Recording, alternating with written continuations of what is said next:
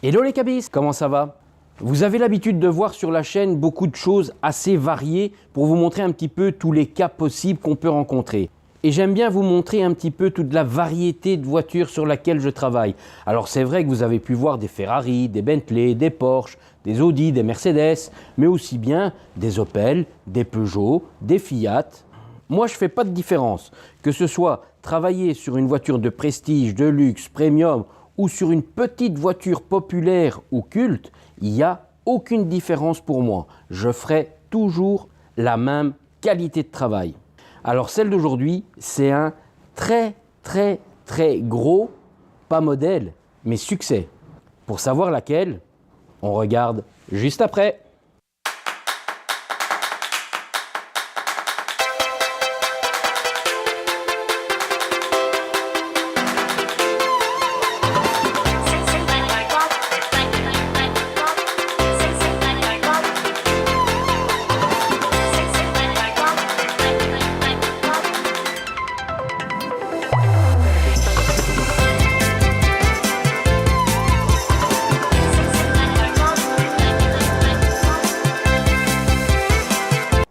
Bonjour à toutes et à tous et bienvenue chez l'expert du cabriolet. Eh bien aujourd'hui, je vais avoir à faire un gros travail sur une grosse vente, une des plus grandes de la marque. Et pourtant, c'est un tout petit modèle. Un des plus petits à son origine, qui aujourd'hui a quand même un petit peu grandi. Ça reste une voiture très populaire, ce qu'on dit une voiture culte. Elle est l'équivalente de la Mini, de la 2 chevaux. Eh bien oui, c'est la Fiat 500, la 500C. Donc on peut voir, aujourd'hui ces autos, elles sont très populaires. Les Fiat 500 au même titre que les Mini et que toutes ces voitures qui ont fait un retour en force avec ces rondeurs et ces formes assez atypiques de l'époque, aujourd'hui sont devenues des voitures fun, des voitures cultes, qui ont un certain prix quand même. Tout le monde ne peut plus s'acheter une voiture aussi populaire qu'à l'époque, mais ça reste une voiture abordable une fois qu'elle prend une paire d'années. Mais attention, c'est pas parce qu'elle est devenue un peu moins chère, parce qu'elle a pris quelques années dans les roues, et hélas, trouver une belle occasion en bon état, mécanique, carrosserie et capote pour la version C, c'est pas simple. Pour la simple et bonne raison qu'on revient sans cesse au même problème, aucune information sur comment entretenir correctement la toile de capote, ce qui finit par générer de gros problèmes. Alors c'est vrai que ces petites voitures, les Fiat 500C à même titre que les Mini et que beaucoup de voitures citadines, c'est dit dans le nom, ce sont des voitures qui sont principalement dédiées à rouler en ville, des petites citadines. Alors c'est sûr que rouler avec une petite citadine et un toit qui s'ouvre, certes ce n'est pas un cabriolet mais un cabrio, mais on a quand même les cheveux au vent. Mais plus important, on a une toile de capote. Cette toile de capote, au même titre qu'un cabriolet Audi, BM, Mercedes ou peu importe la marque, ça reste une toile qui doit être entretenue pour ne pas se dégrader. Alors attention, ce n'est pas parce qu'on a affaire à une petite voiture, à une Fiat 500, que la capote n'est pas pour autant pas chère. Pour votre bonne information, la capote de cette voiture, c'est un ensemble qui est extrêmement technique. Une vitre verre intégrée dans la capote. On est sur une pièce qui vaut près de 5 000 €, je dirais même plus de 5 000 €. Oui. C'est le prix d'une bagnole, rien que pour le toit, rien que pour le système de capote. Alors évidemment, si vous en achetez une en fin de vie, déchirée, cassée, non fonctionnante, accrochez-vous au tram, parce que la facture, elle risque d'être très salée. Alors vous direz, bah oui, vu qu'il y a eu des millions d'exemplaires de vendus, on va trouver des pièces de case. Ok, mais dans quel état? 9 fois sur 10, dans le même que ce que vous aurez sur votre caisse, voire parfois pire. Tout ça pour ne pas avoir fait correctement l'entretien de la toile de capote en temps et en heure. Alors oui, c'est une plus petite capote, mais elle est plus longue. Donc au final, c'est kiff-kiff par rapport à une petite voiture. Ces capotes-là ne sont pas exemptes d'entretien. C'est tout à fait la même chose.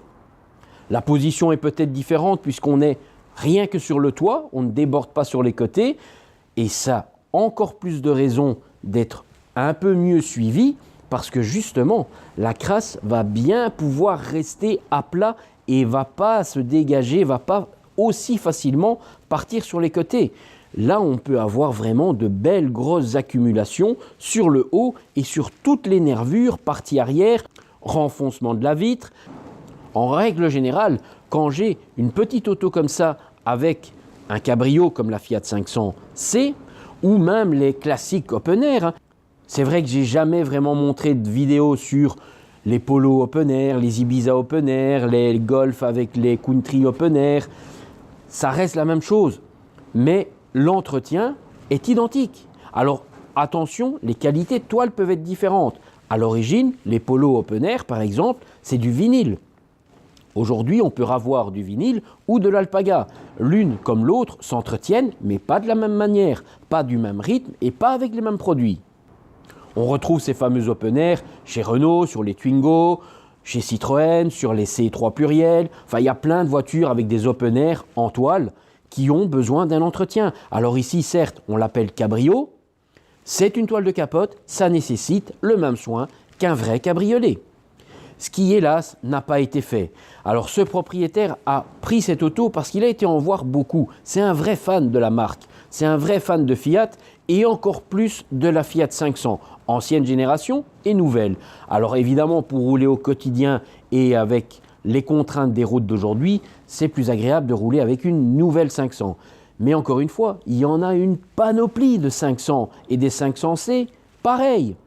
Alors en trouver une belle sur tous les niveaux, c'était mission impossible.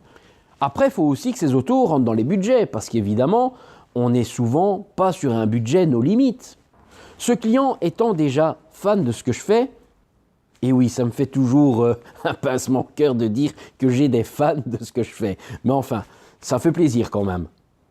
En fait, ce client regarde déjà mes vidéos depuis un long moment, en attendant le jour où il allait pouvoir s'acheter sa Fiat 500C. De ce fait, lui, il a tablé sur une voiture avec une mécanique impeccable, un suivi au niveau de l'entretien, une carrosserie belle et un intérieur propre, voire le plus impeccable possible. Quitte à que la capote soit pas top, puisqu'il se dit, au pire, je la ferai reprendre. Et dans l'éventualité qu'elle soit remplacée, j'ai quand même l'expert du cabriolet qui pourra travailler dessus. Il ne s'était pas encore renseigné du prix d'une nouvelle capote. Heureusement pour lui, on n'est pas à un stade où il faut remplacer la capote. Une bonne remise à niveau, même une très bonne remise à niveau, sera suffisante, mais ça n'empêchera pas que moi je vais avoir énormément de travail. C'est pas parce que l'auto est petite que le travail sera minime. Je vais aller vous montrer tout ça, ça parlera bien plus qu'un long discours. Voilà donc notre Fiat 500C. Alors voilà cette Fiat 500C. Alors c'est vrai que quand on la regarde comme ça à quelques mètres, 2-3 mètres, elle semble belle, hein. On voit des ombres. En fait, ce n'est pas des ombres. C'est vraiment que la capote est sale. Elle est obscurcie, elle est brune. En fait, elle s'est noircie par la saleté. Alors on peut voir, ce n'est pas des pluches, c'est bel et bien des champignons, de la bactérie, de la verdure. Alors ça, c'est la partie visible de l'iceberg. Ça reste encore qu'une petite partie. On en a aussi sur le haut de cette partie arrière. On en a un peu partout. Mais attention, voilà le plat consistant. Voilà la partie haute, ce que je vous disais.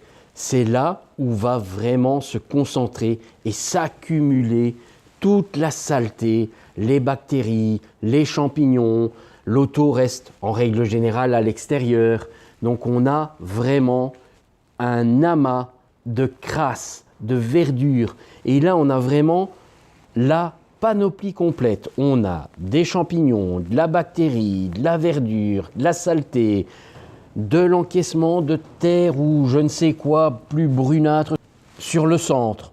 Le milieu n'est pas épargné. On a le centre, l'avant, l'arrière, les côtés.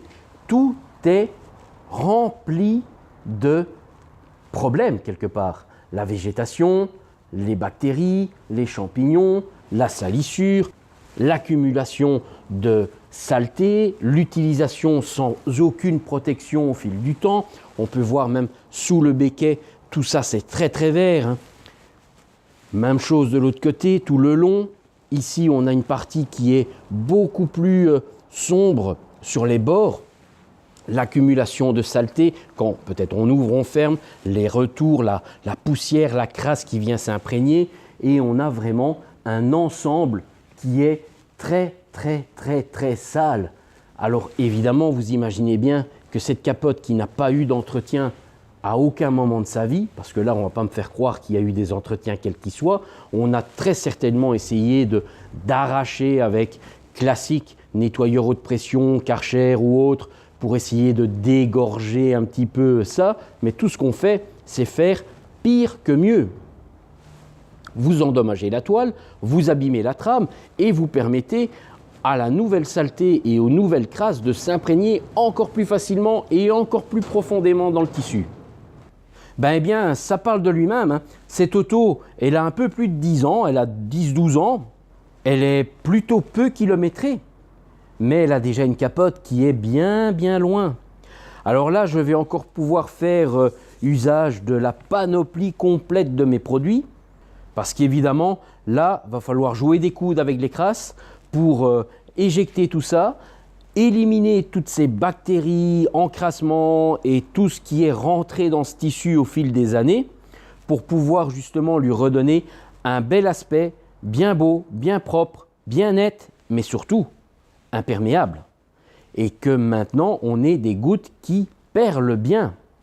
On va faire le petit test de la goutte d'eau, mais vous vous doutez bien qu'un visuel pareil, il ne peut pas y avoir de protection. Sinon, ce serait une aberration totale. On va faire le test.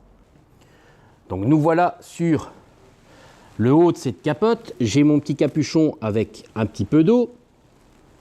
Et je vais y déverser. J'ai mis une grosse goutte, mais on voit qu'elle s'étale et elle se fait absorber facilement. Je vais en mettre une plus petite. Ce qui est parfois un petit peu étrange, enfin étrange, c'est juste quelque part la logique, c'est quand vous avez des capotes comme ici qui sont très sales, la saleté freine l'absorption un petit peu. Donc on a une capote qui est une éponge, qui boit, mais vu qu'elle est aussi gorgée, ça me fait rire à chaque fois, mais malheureusement c'est pas très rigolo, vu qu'on a une capote qui est aussi gorgée de crasse, de terre, de champignons, de bactéries, ça ralentit l'absorption instantanée. Mais on a une absorption. Là, on a 30 secondes, même un peu moins. On peut voir que aussi bien la grosse goutte que les deux plus petites se font totalement absorber par la toile.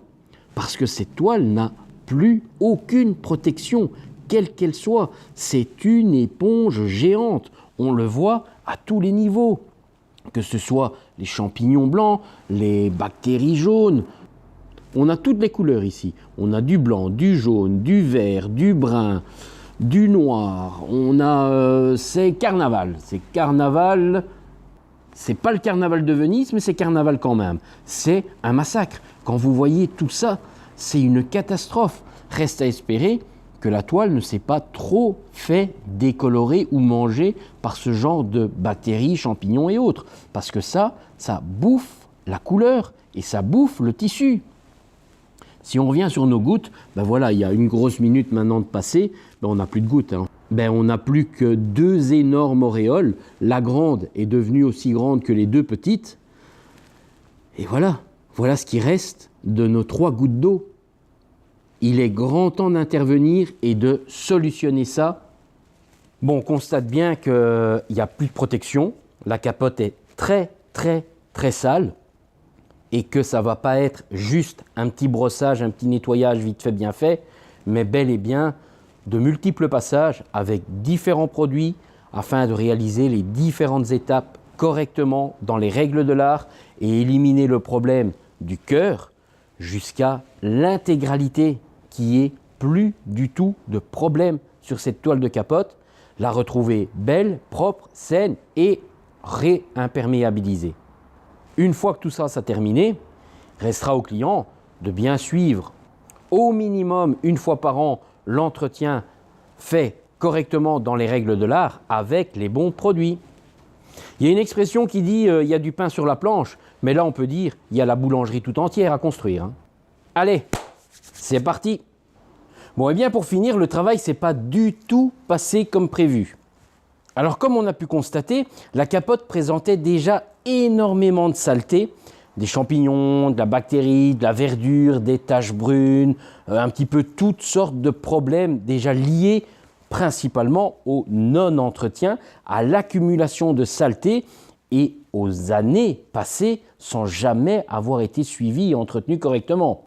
Vous imaginez bien que 12 années, plus de 12 années sans jamais recevoir d'entretien correct, à ça on y rajoute très certainement l'application de produits inadaptés, voire le passage au car wash tunnel ou au car wash self, tout ça nous a fait un melting pot phénoménal et tout ça finit par endommager la texture de la toile.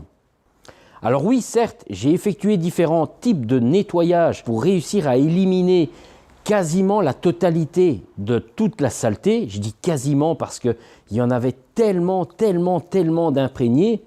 Je n'ai pas pu faire exactement comme je fais d'habitude. Parce que bizarrement, et c'est un cas que j'ai pratiquement jamais eu, c'est très rare, peut-être une ou deux fois que j'ai rencontré une situation comme ça, le fait de nettoyer et même en travaillant de manière délicate, la toile s'endommageait sur sa trame extérieure. Par là, ça veut dire que la toile est déjà très abîmée, très affaiblie. Ça veut donc dire, si on frotte comme un barbare, qu'on met n'importe quoi comme produit et qu'on gratte à tout va, on va tout simplement détruire totalement le tissu, la matière elle-même. Si on détruit la trame extérieure, c'est on abîme la capote. Il n'y a plus de marche arrière possible. Si la capote est abîmée et qu'elle finit par se déchirer ou s'user anormalement au point qu'elle ne soit même plus récupérable, c'est une nouvelle capote.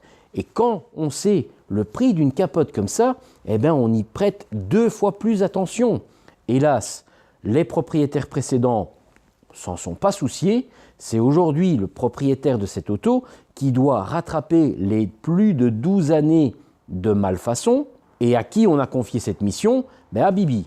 Alors je le redis encore une fois, je ne suis pas magicien.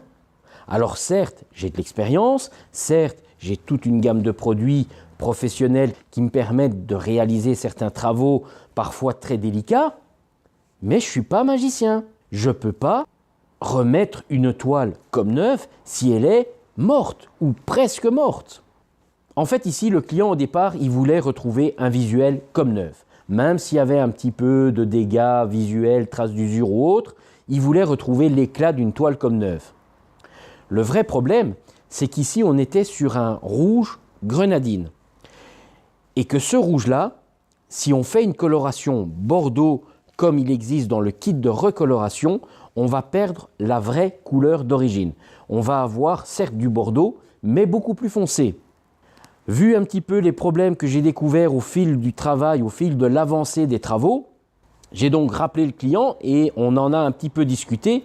Et au final, il s'est dit, avec les infos que je lui ai données, autant commencer, première étape, ne pas faire de coloration, la nettoyer, l'imperméabiliser, etc., mais la laisser telle qu'elle, certes avec la patine, avec l'usure du tissu nettoyé aujourd'hui, et en fonction du visuel, si ça lui plaît ou pas, on fera une coloration lors du prochain entretien. Mais au moins, là maintenant, on a la vraie couleur, toujours d'origine, certes avec une patine de 12 ans, plus une patine supplémentaire liée à toute cette accumulation de saleté qu'il a fallu enlever. Parce qu'encore une fois, je vous l'ai déjà expliqué, je pense, c'est que tous ces champignons, ces bactéries qui s'implantent, qui s'imprègnent dans le tissu, ça ne reste pas sans trace. Malheureusement, ces zones-là peuvent se décolorer, attraper une dépigmentation parce que le champignon se développe, se nourrit et se sert de la toile comme d'un terreau. Et en pompant sa nourriture, entre guillemets, l'humidité, etc., et en se développant dans le support, il endommage ce qui est autour de lui, c'est-à-dire le tissu. Alors ça, évidemment, on peut le faire disparaître qu'en faisant une coloration, Mais ici, ce n'est pas exactement la même couleur. Alors en donnant les bonnes explications au client, c'est lui qui choisit. Oui, je suis conscient que la recoloration changera la couleur actuelle de la capote. Ce n'est pas comme si on a une toile noire. Noir, c'est noir. On a un noir qui s'est délavé, grisonné, qui est un petit peu vieilli par le soleil, l'utilisation, l'âge, etc. On fait une teinte noire, on retrouve le noir éclatant d'un tissu d'origine. Certes, l'usure sera toujours là, mais on aura le noir, bien intense. Il y a des capotes Bordeaux plus sombres, comme on avait parfois sur certaines anciennes Fiat, sur d'autres vieux modèles d'époque avant ces générations-ci.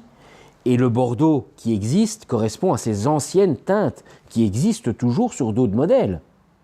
Mais ici, c'est vrai que la Fiat 500 a une panoplie de couleurs pour ses capotes, et entre autres, ce rouge grenadine, qui est un rouge clair, s'assombrira inévitablement si on fait cette fameuse couleur. Alors comme j'ai vu que le client était un petit peu indécis, est-ce qu'on la fait, est-ce qu'on la fait pas, la meilleure chose à faire, comme je l'expliquais, c'est de la laisser comme ça. Certes, on aura la patine visuelle, donc on n'aura pas la couleur éclatante comme neuve, mais au moins elle est propre et réimperméabilisée. Et en fonction de ça, s'il aime vraiment pas, dans 6 mois, on refait un nettoyage et on réimperméabilise en faisant une coloration juste avant. Après, si ça ne le dérange pas plus que ça, et quelque part, ça a aussi un peu de charme, ça, la patine, c'est la toile d'origine, d'époque, celle montée sur la chaîne. Bon, évidemment, on ne parle pas d'une Ferrari. Mais voilà, on va regarder ça ensemble. Voilà donc notre capote, maintenant nettoyée. Alors on constate qu'on n'a plus du tout de salissure, on n'a plus de traces, plus de taches. Tout ça est parti. On a retrouvé une belle capote, bien belle, bien propre, mais toutes les zones où il y a des points forts, des endroits où il y a une rigidité, ça a pu s'éclaircir. La capote s'est légèrement éclaircie, mais on a retrouvé une toile bien belle, bien propre, bien nette, de nouveau imperméable. C'est le plus important. Après, est-ce qu'il va aimer cette petite trace d'usure, ces patines? Alors le béquet, lui aussi, il a pris, il l'a décoloré. À l'origine, il était bordeaux, de la même couleur que la capote. Lui, il a bien pris le soleil, il a bien décoloré. Mais voilà, on avait cette partie qui était très noire ici. Je ne sais pas si vous vous rappelez, c'était hyper sombre. C'était noir de terre, de je ne sais pas quoi. Ça coulait vert foncé, brun. Il y avait une accumulation de saleté, de salissure. C'était le même partout en fait. Donc là, on a vraiment retrouvé une belle capote, propre.